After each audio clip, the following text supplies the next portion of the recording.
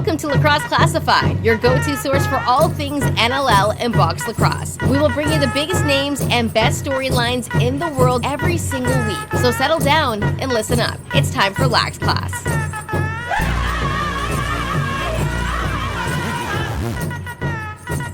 What's up, lacrosse fans? Welcome back to Lax Class. Class is now in session 343. Off to a roaring start here. Welcome back to you, the listener. Welcome back to you, the co-host, Lucas Arger. What's shaking, my men? How are things on your Tuesday? Well, I guess it's afternoon for you. Where are you hanging out? What's been going on? Ton of lacrosse. I've been on the floor refereeing nonstop, so much so that my legs need a break, but that's not going to happen until Labor Day weekend. So I still have 2 more months of torture for myself, 2.5. It's referee sore legs. Come on, man. It's not like you're playing back-to-back nights in the playoffs here. Like you do half floor, little jog back and forth here. Like, come on. No, I'm running like 2-3 games a night, 4 or 5 nights a week. Throw junior B action in there. Jumbo, I'm all over the place, man. I'm all over Ontario, it feels like. I've been out to... You're not getting hit. You're not, I'm not, but you're not wearing pads. No, but it's still a just toll out for on a the stroll body. there. Just out for a stroll. Hey, you're young, too. Not all of us get the luxury of going to a lacrosse game and working on our disc golf game. So that's true. Did you see that, Lucas? I did. Another double prize winner at the old Frisbee toss. Oh, my God. I was at the game Friday night in Burnaby, and intermission, so I'm kind of walking around. I see an old teammate of mine, and Dave Nadalin. He's there with the fire department. The Burnaby boys like to come over and watch the Laker games on Friday night while they're in uniform. And he was talking to Pat Coyle, so I kind of meandered over and butted myself into the conversation. So we're chit-chatting, and just as I'm about to walk back to the booth, he goes, "Hey, Jake."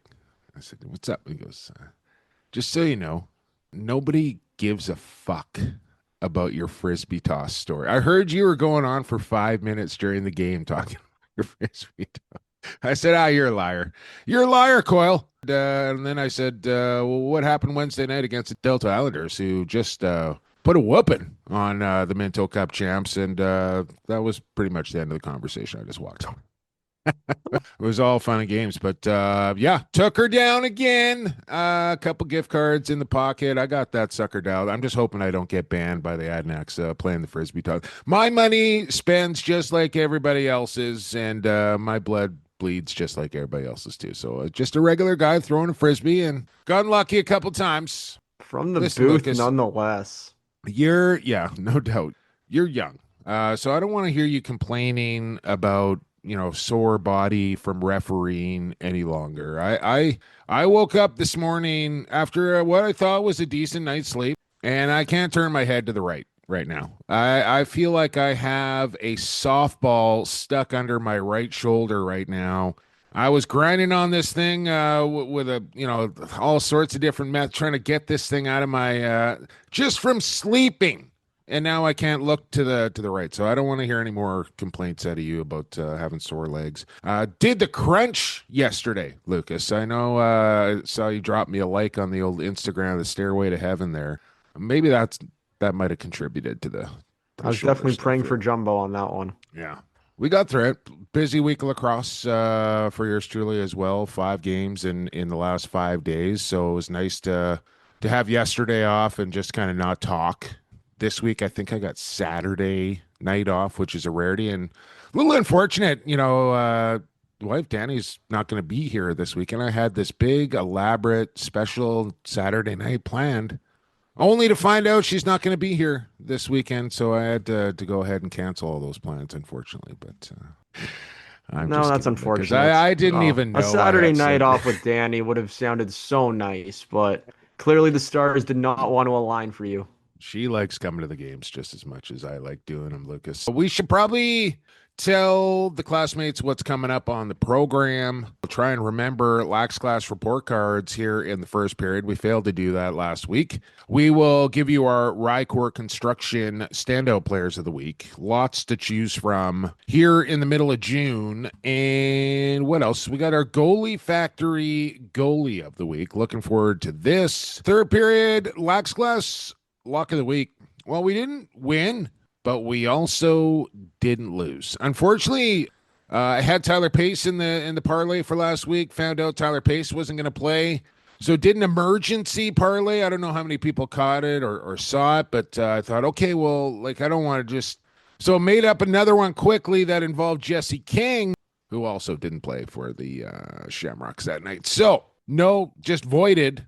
Got your money back. So as far as I'm concerned, the win streak lives on, and we'll try and go for 3 in a row this week here in the third period of this show for the Lax Class Lock of the Week. In period number 2, we got a guy that's been on the program before, hasn't been on for a while, but thinking about this guy and what's going on in his world as far as the world of lacrosse goes, like he is a busy guy, and I'm thinking we might almost have too much to talk about with one other than Logan Schuss. The Schuss bus will join us in period number 2. And like I said, he's a busy man. He's playing, he's coaching, he's managing, he's working, he's got a lady. Like he's just on the go. Big weekend out there in Delta this past weekend with the Thomas Hayden Memorial game. They had the alumni game. They had a junior A game going. Even saw my guy, Jason Thorne, out there, the president of the minor organization, but also, one of the top dogs at the Vancouver Warriors, out there running and gunning at the old leisure center as well. So looked like a fantastic Saturday out there in Delta. We're going to talk to Logan all about that. His Islanders, who are pushing for a playoff spot. Bellies, of course, who are undefeated. All sorts of things to talk about with Logie. So I don't know where you want to begin here, Lucas. We got to get people up to date with what's going on in the world of lacrosse here throughout our great country of Canada. Which league do you want to begin in? I'm ready for anything here. You're ready for anything? Perfect. Let's start with the Rocky Mountain Junior Lacrosse League. I knew you were going to say that. I knew you were going to say that, too. Of course I had to start with the Rockies. This Raiders team. I told you You told this. me to keep an eye out for them and to watch them. And I told everybody. I told everybody. 8-0 for the Raiders. Put a whooping on the SWAT this past weekend. The RMLO schedule gets a little funky because most of these games take place on a weekend. Sometimes when it's the Raiders and the Mountaineers, they'll get into it during the week, but there's travel involved, obviously, so they'll play each other in the same city on back-to-back days and things like that in the Rocky League. So 2 teams have played 8 games, 2 teams have played 10 games. But really, it's looking like a 2-horse race here this year in the RM with Raiders 8-0 and Mountaineers 7-2-1. But I think the Raiders have already beaten the Mountaineers. Let's go from the Rockies to your home province of the BCJALL. How are these scores looking over this past weekend? Yeah, well, like I said, man, Delta handing Coquitlam their second loss of the season, and it was last Wednesday night, and it wasn't close. Like, I kind of had this on a corner of my eye watching it while I was doing the Senior Thunder game that night, and then I had a chance to kind of watch and listen to the third period on my way home. 14-4. Delta whips up on Coquitlam, and Coquitlam will lose a game here and there, but you don't see them lose by 10. And I said, did Cask start this game? Yeah, he was in there. He wasn't good, but he started the game. So this was this really in Coquitlam or in Delta? No, this was in Delta. They actually played the night before, too, on the road in New Westminster and won that game as well. And then went home, and we'll talk to Logan, but I think they had like 4 games in 5 days this past week, including the alumni game and junior game there on the weekend. But to back that up was super, super impressive a night later against Coquitlam. And then they dropped a tight one to Poco. They're probably just kind of out of gas in that one, but responded well and won on the weekend over Burnaby. So Shamrocks 6-4, as are the Islanders.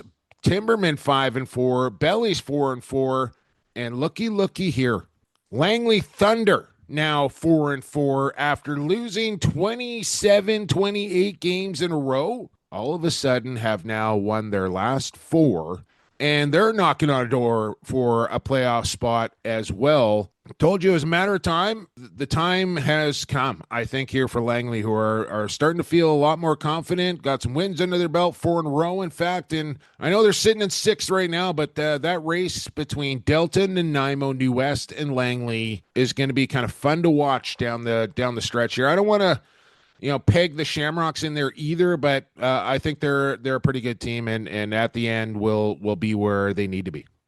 What is going on with Langley? You say they've caught lightning in a bottle right now?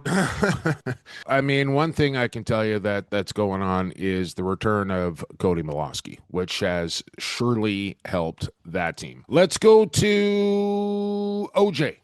Lucas, I know you're pretty plugged in here with the Ontario Junior Lacrosse League, so get me up to date on what the scuttlebutt is over the past week. There was some good games, some tight scores, and maybe a couple of surprising scores as well. Well, definitely for sure in terms of, I wouldn't say it was surprising, but Orangeville Northman knocking off the Toronto Beaches last week. Beaches then got a 1-goal win over KW. Kitchener-Waterloo, I will say, many people thought that after them trading 4 players, a goaltender, and a total of 7 draft picks in the offseason, people didn't think that this team was going to be good this year.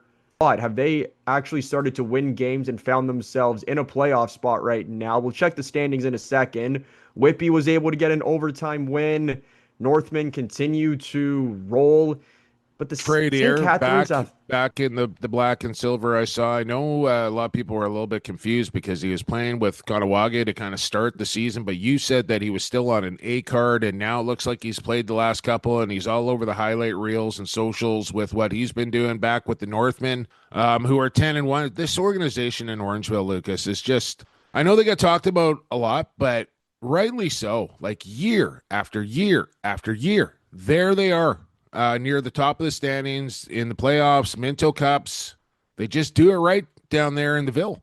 Yeah, they do. For a town that doesn't have a large population, north of the greater Toronto area, kind of in the middle of nowhere, so to speak, for a team or for a town that does lacrosse first, hockey second, boy, do they ever make sure lacrosse is first. This organization gives back so much. They pour their heart and soul into anything that is Northman related.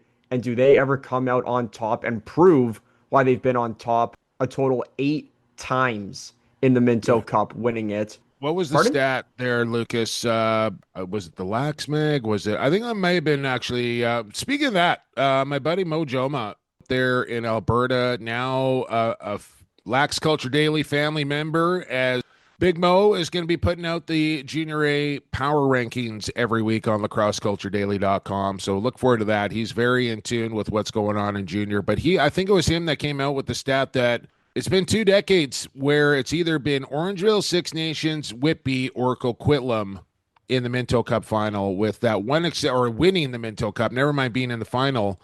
With the one exception of the Burlington Blaze there in Edmonton. But other than that, in the last 20 years, it's been one of those 4 teams. Just try and wrap your heads around that for a second, Lax classmates. 20 years, 4 teams have won it with the exception of 1. Absolute dominance. I thought St. Catharines, the team that's hosting here, Lucas, is an interesting club to watch. What did they do? They lost by 1 to Whitby, I want to say, but then turned around the next night and kind of took it to Six Nations, who's 8-3. I feel like a St. Catharines, they're like a piece or 2 away from being a really good lacrosse club, and don't sleep on those Beaches, who are sitting in 3rd place right now. Okay. Pump your tires a little bit there, Jake. To answer your question about St. Catharines, yes, everybody knows they're automatically in the Minto. They are the host this year. Yes, they are a piece or two away from being a top contender and possibly winning the Minto.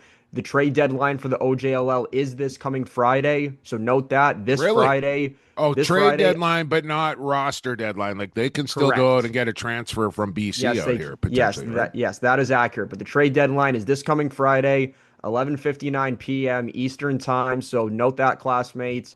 Games will be played up until Friday, obviously, and beyond that. But trades must be submitted to the league prior to midnight. You're right. They rolled over on Six Nations. They then lost by 6 to Mimico a couple nights later. And yeah, this team will be interesting to see if they make a move, and if so, how will it impact them? But speaking of impact, yeah, we need to talk about the Toronto Beaches. I know I'm on record saying that they don't have a shot at winning the Minto, and I am still on record saying that they will not make it to the Minto. They are not going to win it. But like John Donville said when we had him on the podcast last week, they could be a sleeper team. They could make a run to the Minto, but they won't. I'm telling you that right now. They don't really have that much of an offense other than Willem Firth. Their defense is highlighted by Thomas Kazik in net, Sheldon Broughton in front of him. But after that, it's just a bunch of young 08s and 07s that haven't really found their footing in junior lacrosse yet. Give them another 2-3 years, and Beaches might be able to make something happen. But if you don't have any depth scoring or other than one or more than one top defender, a team can only go so far. Just adding fuel to they're going to have a bonfire down there on the beach with those words right there from Arger. No chance for Toronto. They make it to the second round. That's it. Okay. We'll see. We'll see. What else? Anything else to kind of touch on with junior? I don't think so. So off to major series we go. Last night, Peterborough gets past Oakville, but just by one. But there they are, atop the table. A win's a win. 7-1 for the Peterborough Lakers. I saw my boy Brad McCulley into it with somebody in the corner. I didn't see who he had his paws on there, but Six Nations played one last game. They're 6-1. Brooklyn with another pretty good year so far here at 5-2, and then everybody else below 500 here. So again, looking like a collision course here for Chiefs and Lakers. But I know what the Chiefs are. Trust me, but I'm not counting out Peterborough here. Like, winning in the Mem Center in the playoffs is not an easy thing to do, and the Lakers have the pedigree here. I hope there's a test in the end for Six Nations, who really should be. By the way, did you see the gray jerseys were like up for auction? Oh yeah, they were. To sell those things. The new Chiefs jerseys were exceptional, or are exceptional. It's also, I don't know why, but it's like unsettling to see Josh Byrne play lacrosse without compression pants on for some reason. Like, I'm just so used to seeing the whites or the blacks on, and then just to see the bare legs of Josh Byrne, like, I was like, that doesn't look right to me. So I don't know. It gets too hot in the summertime. No, I get it. You can't wear them. It. No, I get it. It just looks weird. No, you get used to it, and then it's like, oh, okay, there's Josh's leg skin. Okay. Anyways, Peterborough and Six Nations here. Getting back to last night's game, Jake, I don't know if you saw, but Nick Rose put out a post before last night's game saying it's his first game back against the Rock, but this time as a visitor. First time ever in his career, and can only comfortable imagine playing there, obviously. Held him. Well, I was going to say, I can only well. imagine how uncomfortable he was returning to a building that he still currently works in, an organization he's been a part of forever, to then be on the visiting side of things was probably a little weird for the guy. But hey, he came out with a win. He got the victory. I bet you it was more comfortable than you could imagine. Like, doesn't have to hop on the bus in the borough and get up to Oakville to play that game. He literally, gets up from his office chair and walks down to the dressing room, where he's obviously comfortable being. Like, there's no, everybody knew what was happening here this summer with, Jamie sending off Latrell and Rosie and others all over the place. Like, he's making room for young guys to get a shot. He's giving older guys that might need a little prop up in the paycheck department a chance to go play some lacrosse and have a chance to win a manor and make some money. So there's no weird feelings from either side there. Like, this was all on the up and up. What Jamie is trying to do in terms of have his senior A team be a little bit of a farm team or a developmental team in the summer for his prospects, for his draft picks, is a very smart choice to do, especially for all of his practice roster guys that don't get a lot of playing time in the NLL. It's a good thing for them to get experience playing against NLL caliber players in the summer, even if it's once or twice a week or something like that, or even just practicing with them. It's going to help those players' careers in the long run, regardless of where they end up. Finally, the WLA. And just if you're sitting in front of your computer right now and you're listening to the show while you're working, just go to WLALacrosse.com and then click on the standings page. And once you do that, just get ready to maybe do a double take here, because the Coquitlam Adnex are in first place in the Western Lacrosse Association. Now, granted, they have played 8 games. Also, granted, they were given the 2 points for a game that they lost against the Burnaby Lakers, who dressed an illegal roster player. So at first, it was decided that neither team would get the points from that game. I'm not exactly sure what transpired, but upon further review, it was decided to award those 2 points to Coquitlam, although they lost that game. So the Adnex have a tie against Maple Ridge, and they have a loss against the Shamrocks. They have a loss against Burnaby that they got to win for. And they've played more games than everybody except the Lakers, who are in 7th. But they are 6-1-1 and sitting in first place right now ahead of the 6-0 Sr Bellies. That's an incredible story. I asked the former president of Von Lomas after they won their 4th in a row. I said, when's the last time that this team won 4 games in a row? Take a guess, Lucas Archer. Never. No, come on. Try again. Last time this team won 4 in a row, summer of 2011. Very close. 2012. Oh, 2012, the last time that this team won 4 games in a row. Now they've won 6. If you give them 5 after their win on Sunday night in Maple Ridge in overtime. By the way, James Ray with the overtime. Man, have the Burrards played a lot of overtime games, and some have ended in a tie, some ended in a win, and now they have one that ended in a loss. They're sitting in 5th. Bellies, like I mentioned, the only undefeated team in the league, as they beat Victoria last week in that big marquee matchup, 12-9. It was a fantastic lacrosse game. And if that's a prelude of what's to come, sign me up. But Thunder are going the wrong direction here after getting off to a good start. They're below 500 now, 3-4. The Burrards, like I mentioned, have just played way too many overtime games. They're 1-4-2. Timberman finally got their first win. They beat the Burnaby, was that right? Yeah, Nanaimo beat Burnaby. Yeah, that's right, I think. 9-3 the final in that one. Or was it Burnaby that beat Nanaimo? It was Burnaby that beat Nanaimo, and then Nanaimo, let me go back and look here, Lucas. I got too many games circling around in my undersized brain here. Shamrocks beat the Timbermen. Timbermen beat the Thunder. That's how they got their win, and then the Lakers beat the Timbermen. That's how they got their win. So 1-6 for Nanaimo, 1-7 for the Lakers. That's your WLA recap. Anything to add on the WLA? Have you been watching any games, Lucas? I know it's a pay-per-view model, but have you tuned in to anything? Not yet. I know I need to do that. I've watched a couple just clips on the internet and other highlights, but no, I've yet to watch a full WLA game start to finish. I need to get on that. I know classmates, don't be hammering on me, or you too, Jumbo, but no, the WLA is a fun league. A lot of players seem to be thoroughly enjoying it, possibly even more so than the MSL. But I've heard that there's just something about the way the league operates, or the teams, or just the fact that, you're playing on the West Coast.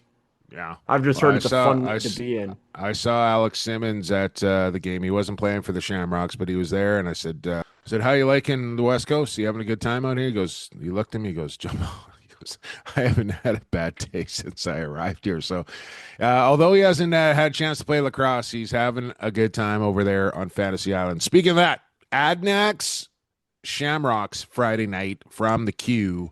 I'll be watching that one, as I call Burrards and Lakers as well. But that's your marquee matchup of the week this week in the WLA. Speaking of the WLA, go to WLAlacrosse.com. You can go to the home tab there, the news tab there, the standings, the stats. course, the WA TV link is also right there. I had a guy comment on our Spotify page, Lucas. Do the Bellies and Shamrocks stream their games? Every single WA game is streamed. You can watch every team, every game, almost every night, just by going to WALacrosse.com and then click on that WA TV tab. It'll take you to the game that you're looking for.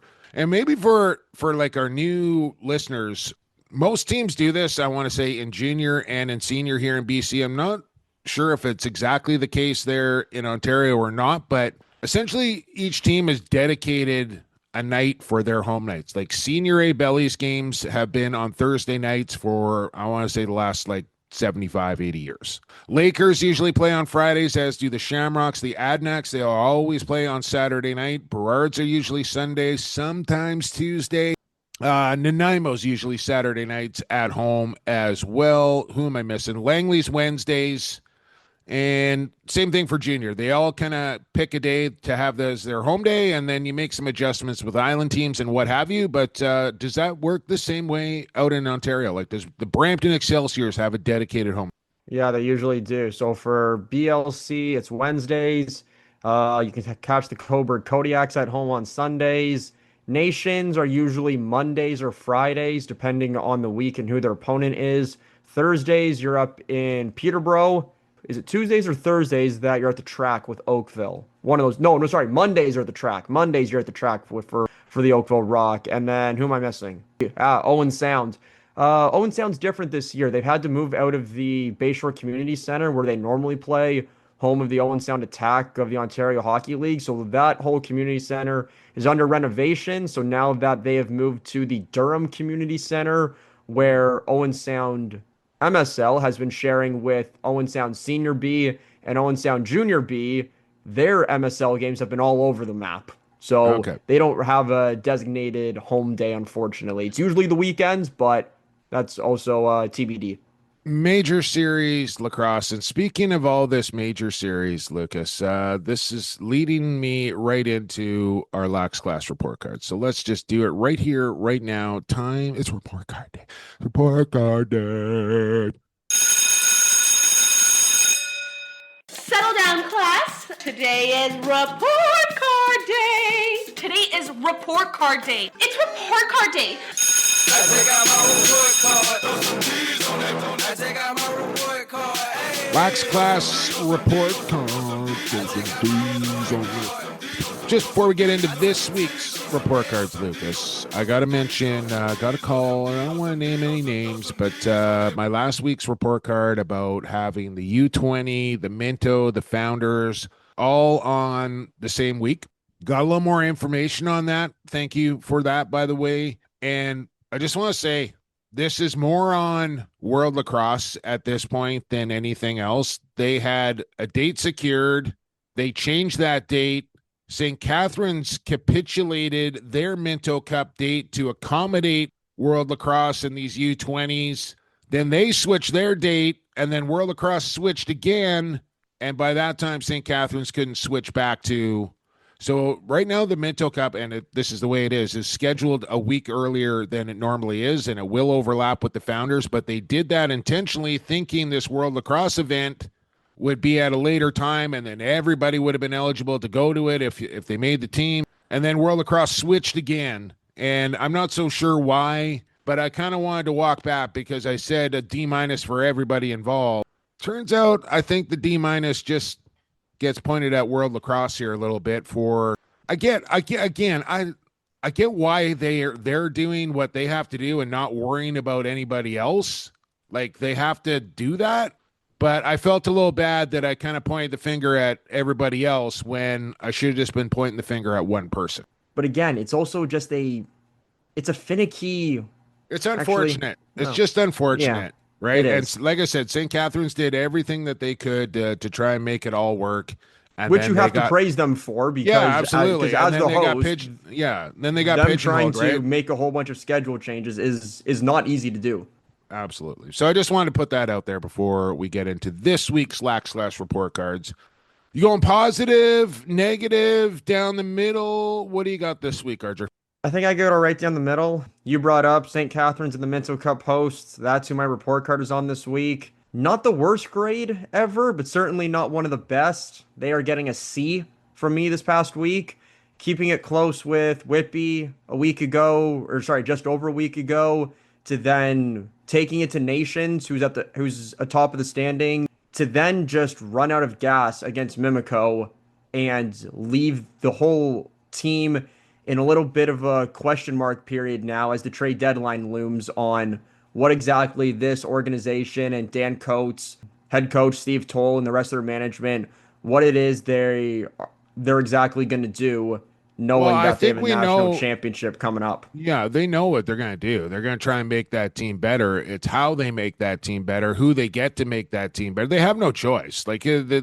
You're all in on a year that you're hosting the Minto Cup. So you're going to do everything in your power to make your team as good as you possibly can. It's just a question, like they're going to be, in a bit of an arms race for other players that other teams are going to want just as much as the host. But that's the carrot that they have to dangle, right? When they're trying to convince whether it's a player from the West, like, hey, like if we trade for you, do you want to come?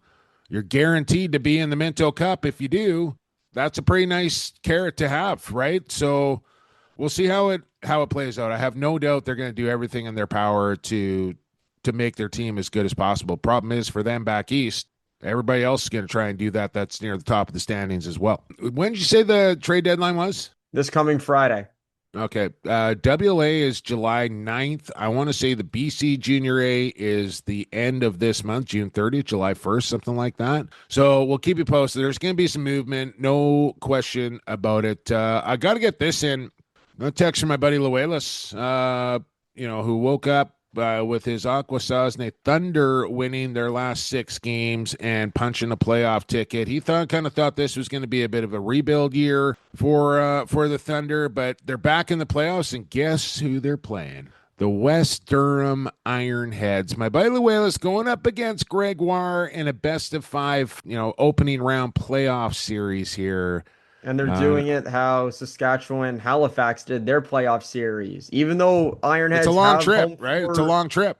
it is. So even though Ironheads have home floor advantage, first 2 games are at the Turtle Dome. Jake, a place you've been to a couple times in your lifetime, right? Just once. Well, I mean, I went just there more once. than once while I was there. But I've been watching the highlights there. There was that somebody had a wicked scrap. The 2 guys just slash guards off. Akwesasne, Kanawaki, 2 seconds Oh, into the game man. off the opening draw. That is the way you start a lacrosse game right there. Turtle Dome's been rocking. I would expect no less, and it's gonna be a good series there. I might have to figure something out for that series. We'll figure it out. So you're getting to see for St. Catharines. We'll see if that letter grade improves as the trade deadline approaches. We talked a lot about major series lacrosse, and here am I sitting around on a Monday night, no game, just kind of my night off, and I'm going through my phone. Oh, Peterborough's playing Oakville. Maybe I'll watch that game. Yeah, I'm going to watch that game. No, I'm not. No way to watch the game unless you live in Oakville. And no way to watch the Peterborough game from their arena unless you live in Peterborough. And same thing with Cobourg, and same thing with Brooklyn. And it is insane to me, and I do this every bloody year, that Six Nations finds a way to put their games online. I get that if I go into the deep depths of Rogers Community TV website, I can sometimes find a Brooklyn game here or there.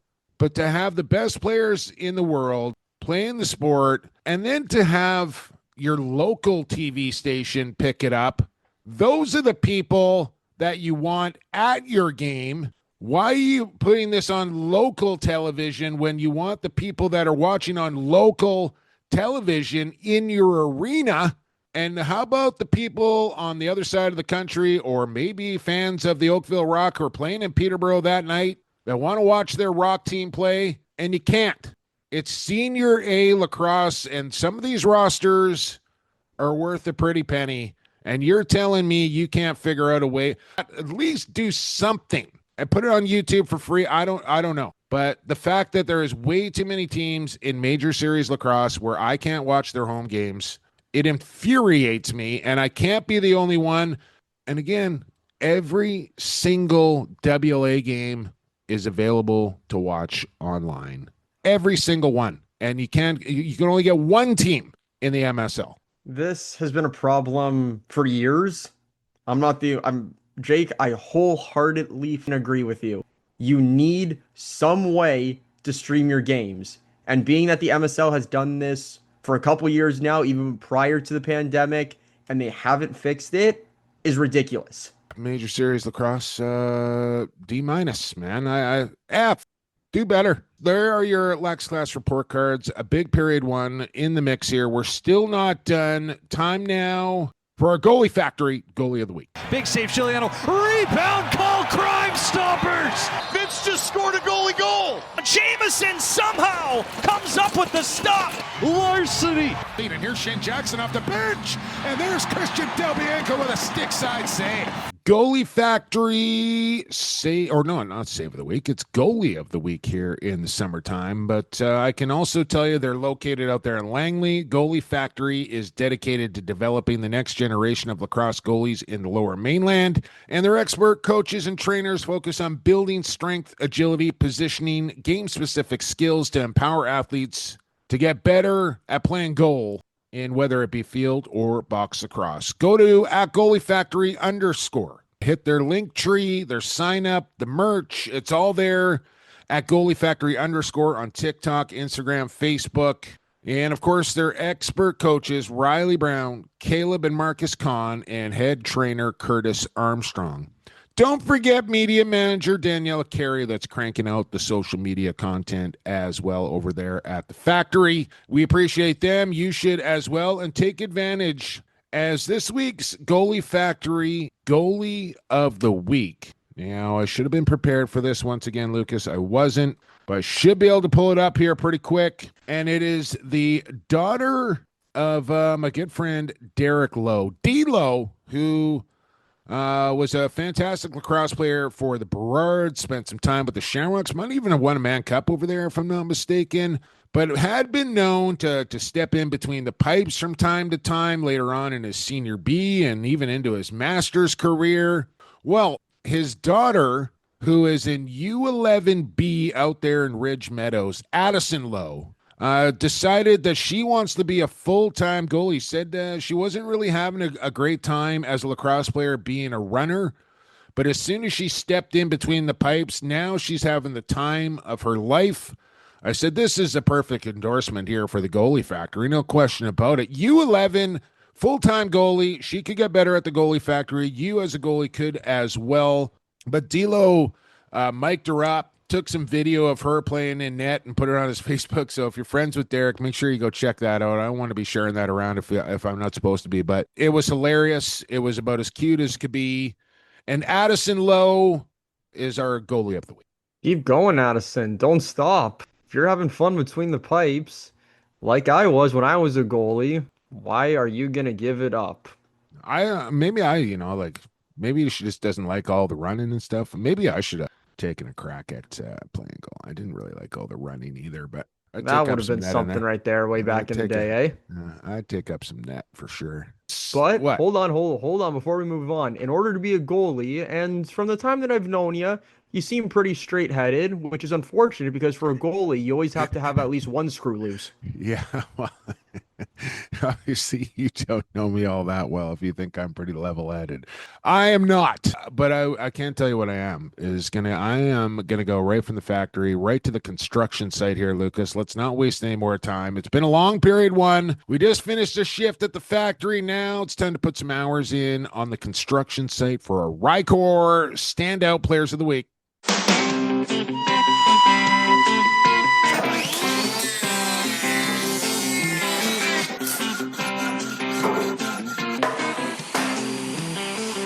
a hard-working man.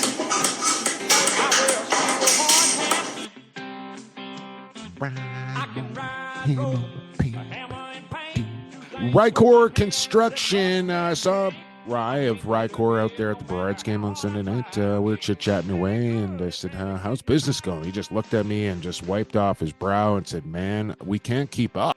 right now at Rycor Construction. I said, well, obviously, the advertising is paying off here on Lax Class, and expect me to ask for a raise next time the contract's up for next season. He just, they're so busy at Rycor, they can't keep up, but that's because that they make it stand out, and they're not going to rush through the job just to get it done. They're going to take their time, they're going to take their care, and they're going to do what you want, and they're going to make it stand out while they do it.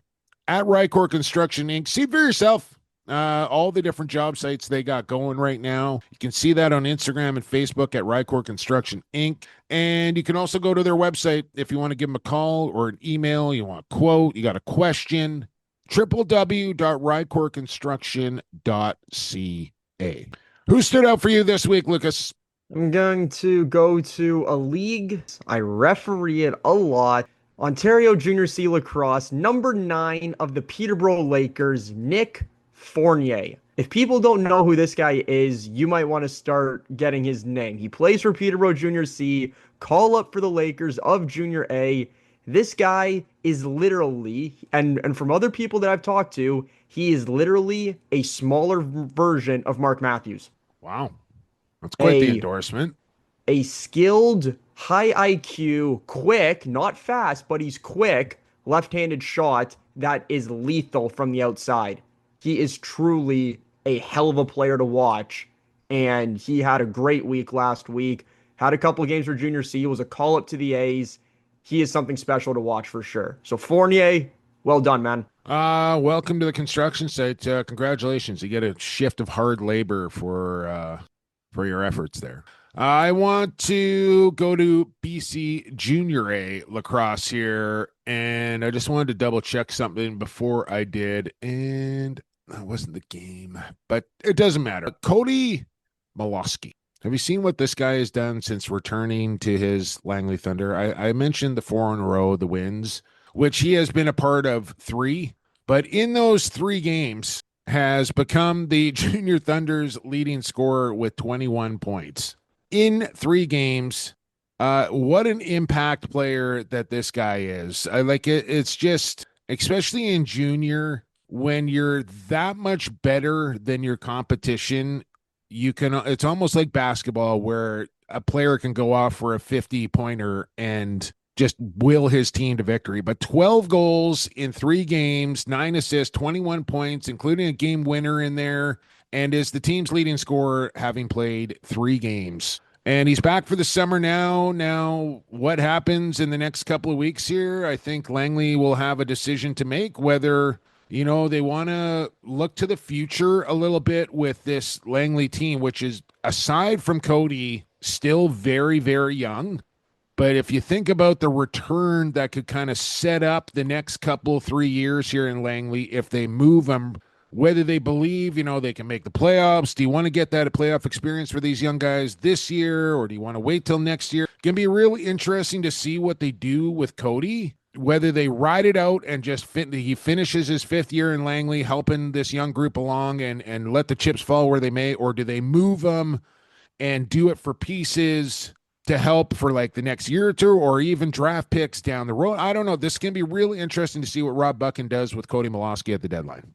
Cody, if you keep putting up numbers like this, Jake's going to have to pick you every week. So why don't you slow it down a little bit, man? But did you see the one goal where he went through like 4 shamrocks and spiked it in one-handed? I'm going to look here, but I want to say he had 7 goals in that game for some reason, I want to say. 12 goals in 3 games. Yeah, seriously, Cody. Like, what the heck have you been doing, kid? 6. He had 6 in that game. 6 He had and 3. 6 in that game. A sock trick for the min. Hey, 20 shots on goal. Like, I don't know what the thinking is in Langley. Like, so, man, like, what do you do? Like, if I'm the general manager of the Thunder, looking at the standings and the rosters, and do I realistically think that I'm going to be the team that comes out of the West? I don't know, right? So if you're not like 90 to 95% sure you got a shot to win the BC final and go to the Minto Cup, then I think what you could fetch for Cody Malosky in return to set your franchise up for years to come,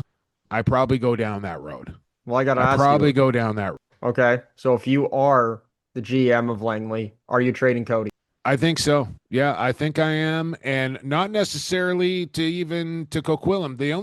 The trouble, like if you wanted to send him to, say, a St. Catharines or a Six Nations or an Orangeville or whatever, you're not getting the capital back. It's probably more financial restitution than, whether it be players and draft picks. The only other thing you could do is say, like, if there's like, okay, if you trade him to Orangeville for this year, say, okay, in 2 years from now, we want Max Kruger back the other way, no questions asked, for Yeah. for a Minto Cup run that year or whatever Yeah, the that could be case is. That's something. that's the only kind of avenue that you can go down with an Eastern team. Whereas you trade within the West, you can get roster players, you can get draft picks, you can get cash, you can get futures. So I think you give yourself a lot more options. If he's getting traded anywhere, I would think Coquitlam. I don't even think Cody would want to go anywhere else. I don't know. I think it's going to be an interesting query to. Let's not also forget his dad is part of the coaching staff there in Langley this season. Does he want to stay with his old man or? We're getting way off topic here in the third, Lucas. Let's speaking of Langley's coach, just one more off topic. Matt Beers now 26 minutes away from becoming the all-time penalty minute leader in the National Lacrosse League. I think he does it next year pretty easily, if you ask me.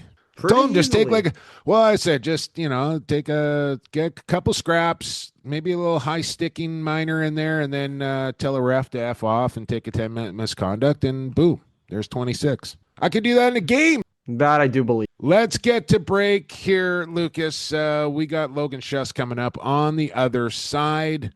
This is Lacrosse Classified. On to period number 2 we go. This is John Donville, and you're listening to Lax Class.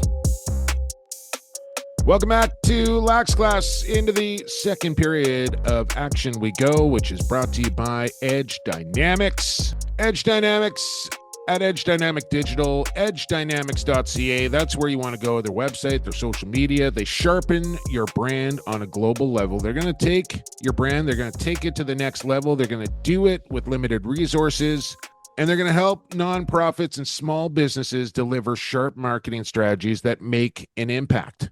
Makes sense to me, should make sense to you. Go to edgedynamics.ca, get all their contact information there, and get a hold of these folks and let them sharpen your brand on a global level. Scud's been sharpening his brand, I would say, as well.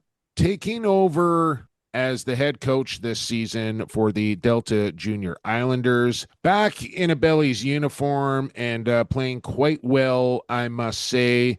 And also the general manager of the Delta Junior Islanders, who are 6-4, just pounded my Junior Adnax by 10 last week. Former the Ohio State Buckeye, former number 1 overall draft pick in the National Lacrosse League by the Minnesota Swarm, longtime member of the Vancouver Stealth and Warriors, Logan Schuss, back on the pod. Logie, thanks for doing this, man. I know you're having a little getaway with the special lady over on Bowen, so I appreciate you making some time for us and the classmates. Busy week for you, dude, last week. How were things? Yeah, no, I definitely need this little getaway to kind of recharge the batteries after a big stretch of games, and fortunately we came out on the more wins than losses side of things, but it was a great week for Delta Lacrosse. Well, what we're gonna talk all about it, but as far as Bowen Island goes, like, what do you got? The couple spa going, just some nature walks, or what are we doing over there? Yeah, we're doing it all. We're actually staying at Bowen Island Airbnb. They have a good Instagram account there, and they got a sauna, cold plunges right on the golf course, right near in town to all the different kind of food and places to kind of visit. And so it's my first time over here, so we're kind of just doing it all. Hopefully pack the girlfriend's golf clubs kind of secretly. Okay. So hopefully we're going to squeak out on the golf course later today. All right. Well, send me a link after, because that sounds like that's right up my lady's alley as well. You mentioned, what was it? We're going to talk Bellies here too, but let's start with the Islanders here, man. 4 games in 5 days. Is that right? Yeah, I don't know who the GM is that let that slide by, but once I've been kind of dreading that 4-game stretch on the docket there for a while, but once we kind of got into it, the guys took it as a challenge and really just wanted to battle every game, and really impressed at all the players on my roster who put in the effort and the time and the just dedication to kind of grind this out. Yeah, well, maybe we'll spin it back here, Logan. As you become the GM, what was it? Is it a year ago, 2 years ago now, three? 2 years ago. Okay, so 2 years ago you become the GM, and this year you kind of said like you felt the responsibility, or what would there was no better choice. I can't remember how you worded it, but you decided that you were going to become the head coach and just kind of put all the pressure on yourself. And I would say, it's paying off here, man. Like 6-4, some impressive wins for your guys who, I don't think a lot of people really know a whole lot. Like, when you're talking about junior A teams in BC, it's always the Shamrocks, Bellies, and Adnaks that get the headlines, never the Delta Islanders. But I think people need to kind of start taking notice here. So who should they be taking notice of when they're talking about Delta? Yeah, and I've just to kind of go back there, I think there's some really great GM/coaches in the NLL and throughout the other senior A and junior A leagues that just have a heartbeat for not only their team and what they need to bring in to help their team, but also just being with the team every day. I think that it's really been important for me to not only as being a GM, but as the head coach, I really have a good understanding of what my players are going through and where I need to evolve some players and develop and what I need to bring in. So being the GM and head coach has kind of given me that and has really just put me right in the mix. I know as the GM, as the first year, not as a head coach, I wasn't as nearly involved, and now being able to be at every practice and seeing every game right from the bench, I can really pick up on things a lot more. So I think that's really been working in our favor. And yeah, actually, it's been an entire team effort. I think guys like Jared Masnick offensively have really drawn a lot of attention. On our back end, Cam Squarick, Sebastian Miles is a third year who's really done a really good job for us. But Jaden LeBurge is another player that I can shout out who's been really good for us. But we have a handful of fifth years, but we're kind of by committee. It's there's some young guys really stepping up, like Cole Sampson, who's a first year that I drafted. Really like his game. He's been playing some really big minutes for us, and it's been really exciting lacrosse so far. And I truly don't know when the last time Delta had more than 5 wins. So to get to that 6 mark was really special for us, but we definitely Probably want to when keep you going. were playing, Chassis. Hey, probably when you were leading the league and scoring, yeah. Yeah, it's definitely been really special group so far, and just want to continue to build on it. Well, being that you have gotten to the 6-win mark, Logan, I gotta ask, are you getting more fans in the building? Are fans starting to get more passionate about Islanders lacrosse? What's funny is like even the years where we've only gotten 5 wins, we've always had a good support base in Delta, and a lot of the fans coming out. We have a great minor program, who's we're trying to work with more and more to get more minor fans and the parents and the kids all involved and to get them out as much as we can. And just this past weekend, we had the Thomas Hayden Memorial Weekend game where we had 40 plus alumni have alumni game at noon, and then the Thomas Hayden game, which is our first ever captain who passed away a few years ago. We've had an alumni game for him and his friends for the last few years. So we actually had 2 alumni games before our game against Burnaby. So it was the house was rocking that night.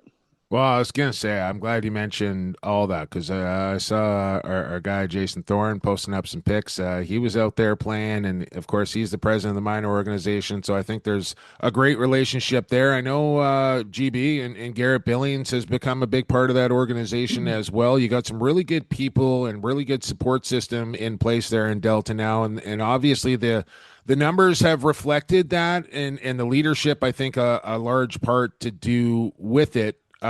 Talk about this Thomas Hayden. This was a big day here in Delta, Logan, where you mentioned it was a full day event. The beer gardens were going, and then it all kind of capped off with the junior game. And thankfully, I mean, that's got to be guaranteed win night. I don't know if you scheduled Burnaby for a reason there or not, but you guys got that done, and it just looked like a really successful day out there as a whole. Minor, junior, alumni, all of it. Yeah, it is really a special day, and This would be the 5th year, I believe, that the Thomas Hayden game has been going on. So it's a great day for not only Delta Junior, but Delta Minor. A lot of people show up and just the community in general come together to celebrate a great man. And our first ever captain, I believe back in 2002, was Thomas. And just to support and honor his legacy. And it's, like I said, it's a great community event and it just keeps growing year after year. And like I said, we have great people in the Delta Minor program that are continuing to grow the brand. And just like you said, Jason Thorne and Garrett Billings are doing an amazing job getting those numbers up. And yeah, it's just been exciting. And I'm happy that we can continue to honor Thomas. You know, it's a big deal when Binning comes out of the woodwork. Like if that guy's Oh, showing yeah. up, yeah. He was rocking his. Well, he actually begged me for a stick last year, so I had to give him a stick. But he's still rocking his Boston Blazers helmet, which is cool to see. From you coaching and managing the Islanders, Logan, talk about your New West summer for yourself so far. How's it been back playing and wearing a Sr Bellies uni? It's been great. I really pride myself with being a part of the Sr Bellies organization. And, they drafted me many years ago. And so I played all but 1 year with the Sr Bellies. I take the 1 year to play Senior B. But, when I was injured with my knee, I ended up coaching the team and back playing. And it's just an exciting group. We have, you look around the room and I think I might be the only non-NLL player on the roster there. So it's an exciting group, and it's a group that we've been together for many years. Like guys like myself and Mitch, Goody, Brett Midsky, Justin Salt, the Malcolm brothers. There's another if you want to chirp Salty right there. He's yeah, he's not, well. Thankfully, I'm not the oldest on the team. So Salty and well, listen, Brett I Midsky mean, are there. I'm glad you brought that up, Logan, because obviously you had the injury, right, and then the change in Vancouver, and you just got caught in the wash a little bit, I think, and it was just kind of a bad situation all around. Like it wasn't the where you wanted to be and how it ended and all of that. But then you end up in Calgary and still, trying to come back off an injury, pretty good left side over there. I don't know where the hopes and the aspirations are, but like, tell me this, like, did I see you shed the brace the other night? And then like, is there a desire to get back to the next level? Like, are you still working? Like, I want to be a professional lacrosse player. I truthfully do, and it's been on my mind ever since I didn't play this past NLL season. And I know comes a time where you have to, call it quits and focus on new things. But yeah, like I said, I think I just got lost in the wash a little bit last year. And with Panther City folding and a bunch of great young players coming into the league, I think, you have to at some point give those young guys a shot. And it would have been my 11th year in the league. So, I mean, it's not like I've had a short career. It's been a long one, but just getting out there and playing with the Sr Bellies again and playing with high caliber players and contributing, scoring a hat trick last game against Victoria, doing my part offensively when I'm not scoring, I think is something that I can really hang my hat on. And I just want a shot. I'll fly myself to a training camp. I'll put myself up in a hotel, play for league minimum. I don't care. I just want to get back in the league and, show that I can still got it and kind of go out on my terms. Well, you said you want a shot to make an NLL roster, Logan, but before you do that, you have a shot to represent or host the Mann Cup, and you did it by a big win over Victoria this past week. How was that for the Sr Bellies? It was good. We know Victoria is a really good, strong team, and I know they're still waiting on a few players, and so were we. And I think that's what's going to be exciting moving down towards the end of the season into playoffs. I think you're going to see two really big powerhouse teams come at it. There's nothing better than a game at Queen's Park. A close second is a nice game at Ladner the Leisure Q Center. Ladner Leisure Center, yes, of course. But the Q Center as well. So not putting out any other WLA teams. I know they're doing what they can to compete and with these two high-powered rosters. But playing against a Victoria in playoffs has always been special, and it always pretty much comes down to it with New West and Victoria in the WLA. So I think it's going to come down to some really exciting lacrosse here in the next few weeks, and I'm glad to be a part of it. Well, talk about, Ray Porcelato, been around the Bellies now for a few years. Our guy Hacks, Chris Hackle, coming on board this year after 3 straight Prezzies as the GM there. And I think those two have really kind of worked well with each other on being able to not only identify what you guys need, but then to be able to go out and be able to recruit these guys to want to come. I think that combination of those two has really helped the Bellies. Yeah, I think it's also, we've had a really good, strong core group of players, like I said earlier in the podcast, about just guys who have been with the Bellies for a long time. And I know it's funny to say, like in 2017, when we were going for it, a lot of guys were like, hey, this might be our last time going for it. Like, we got to do whatever we can to win it and try to bring as many guys in as we can and around this core group of guys. And then fast forward 8 years later, we're saying the same thing. But they've done a great job of bringing in some really good young talent. I can't say enough about Adam Wiedemann. Always playing against them, you never really see how good a player is until you're in the same dressing room as them and suiting up with them. And that kid's special, man. He's a workhorse. He scores just goals. Intense. Yeah, he's just and a great guy. Like coming in the room, he was excited to be a part of it and thankful. And he got the belt after the first game or against Victoria, and he just said, he's like, we're all brought here to do one thing. It's not win a regular season game. It's to win a Man Cup. So he's turning into a leader right as soon as he walks in the room, and that's the kind of guys we want to build with. Here with Logan Schuss, GM head coach of the Delta Islanders, member of the new Westminster Sr Bellies. We were talking kind of trade deadlines. I believe the Ontario deadline is coming up this Friday. The WLA deadline's not till the 9th. When's the BCJ, just to confirm? July 1st. Okay, that's what I said. That's what I thought, but I wanted to make sure, and I figured if anybody knows, it's Logan Schuss. Missed you at the Big Smoker. Were you coaching, or what was going on there? I was hoping to have you there. I had a few lined up for you. I was actually away. We had a golf trip planned, and I can't miss those. But I definitely heard about it in court. But with holding all these different hats, I got to kind of make sure there's a little me time in there just to keep sane. But Smoker's always a good event. And I didn't win it this year. I don't think I've ever won it, but always there to donate. All right. Well, I'll let you get back to your romantic weekend over there in Bowen Island. Best of luck with the rest of the Delta Junior Islanders season and, of course, the Sr Bellies season. And I'm hoping for you, man. I think a GM would be more than happy to give you a call and give you a shot at camp. I really hope that pans out for you as well, Logan. Thanks for doing this.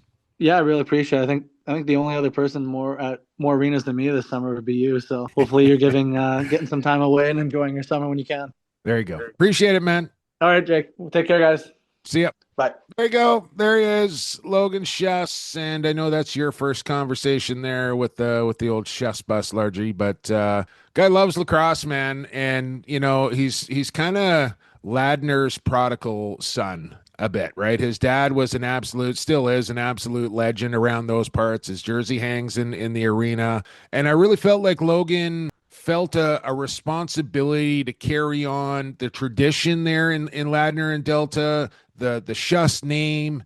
And they got the right guy in charge there now. And that direction for the Islanders is definitely heading in the right one. Like you can just kind of see when you have the right people, like I said, even down in minor, doing the right things there, getting these kids to the next level, and then having those people at the next level kind of take them to that next step. And that's what you're seeing now in Delta. And that's a large part because of Logan Schuss and the people that he's surrounded by. I think every junior organization should take a look, or even a senior team should look at what Delta is doing because it is the right way. You just said it, Jake. Start the minors, work going up the ranks.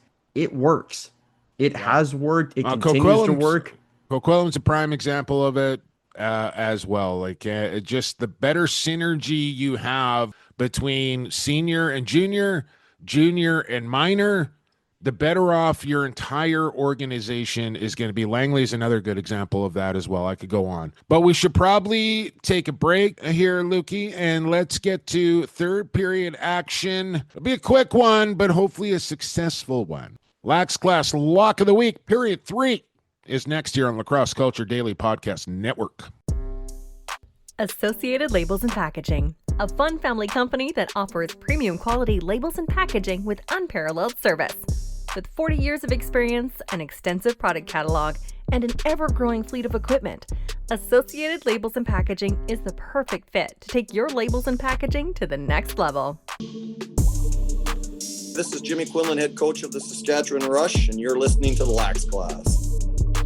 Third period action brought to you by Associated Labels and Packaging, associatedlp.com. That's where you want to go if you need a label or you need a package, or you just want to check out their website. Maybe you know somebody that needs a label or a package. They're the best in the business. Their equipment is top of the line. Their catalog is ever growing, and they're the best. They're family owned, and they got tons of experience. Need a label, need a package, associatedlp.com. Third period also, need more likes, need more subscribes, need more reviews. Listen, we have thousands of people that listen every week, but I bet you out of those thousands, not every one of them has subscribed to the podcast or reviewed the podcast or shared the podcast. So I'm just going to keep asking every week until we hit that number. Give us a follow on social media as well, at Lacrosse Classified on Insta, Lax Class Podcast on the X. We're on Blue Sky as well. I don't really venture over there very often. I probably should, but I'm trying to go the other way on that. Email address, lacrosseclassified@gmail.com. And then our personal accounts as well, if you want to give us a follow. Okay, time now for Lax Class Lock of the Week. Lock of the week. Hey, let's lock and load it!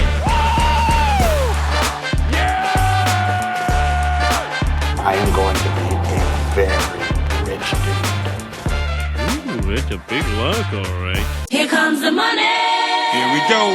Money talk. Here comes the money. And it's brought to you by CoolBet. We know that. If you haven't done this yet, I don't know what you're waiting for. This is a great time to get signed up to CoolBet. Stanley Cup Final still going. Who knows how much longer?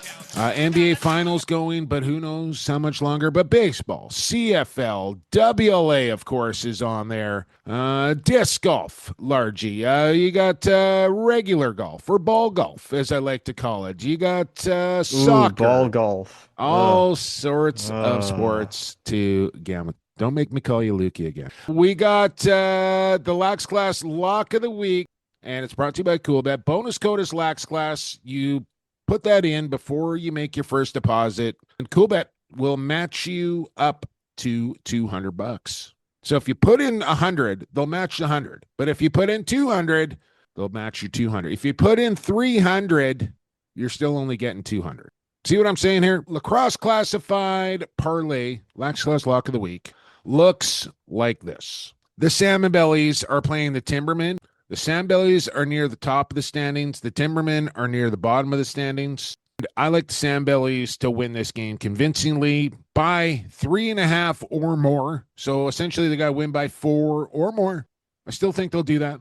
I also think that this game will be under 20.5. I think the total was 19.5. But I bumped this thing up just to play it a little extra safe. Those bookmakers always know right around where the number is. How they do it, I don't know. But so I like a little buffer in this situation. 20.5, 21 goals. Under, I like that here. New West defense, pretty stiff. But I also think Mitch Jones scores 5 points. He's averaging 7 points per game right now, if I'm not mistaken, maybe 6. But I think he hits 5 against Nanaimo.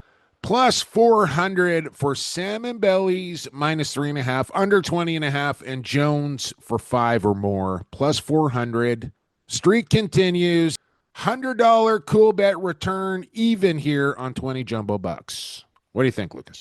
You keep taking the unders, and I keep liking them. You seem to have this fascination, which seems to be working. There's not a lot of high-scoring games in the WLA, and you are right. There's just not. There's just not. There isn't. No, it's... I actually don't think I know this, Jumbo. In the WLA, do the goalies use the wall, or do they rock with the spoons? Oh, they got the woodies. They got the woodies. All right, so that's probably a big part of the reason nets right are a there. little smaller than NLL nets too, right? Yeah, so... Makes a huge difference, man. Like trying to score on Del Bianco with a wooden stick. You'd look pretty silly. That right then and there seems like a full contact sport. Try and score on Christian Del Bianco, smaller NLL sized nets, and he gets a woody. Good luck. Exactly. All right, so there you go. Good luck, everybody. Stay cool. Bet responsibly.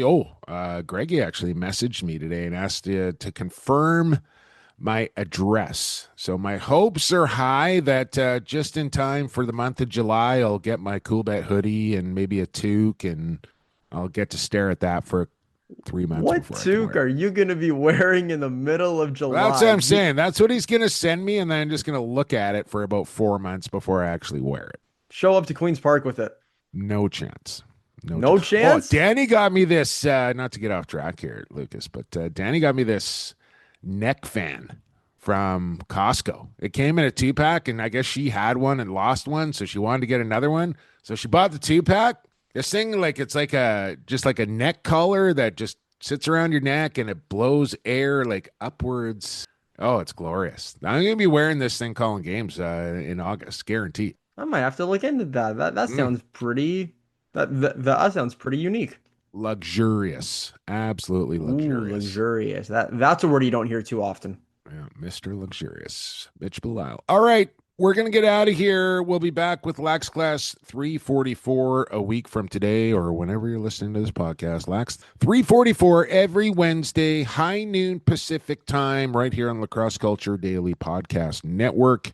And we'll see what stories prevail this coming week. We'll figure out a guest to get you. We'll have a goalie of the week, our standout players. We'll talk to another guest. We'll have a Lax Class lock. And whatever else we can jam into the program. Be well. Till then, enjoy the games, everybody. For Lucas Arger, I've been Jake Elliott. And for the fastest game on 2 feet, for the creator, stay safe, stay healthy, and stay classified.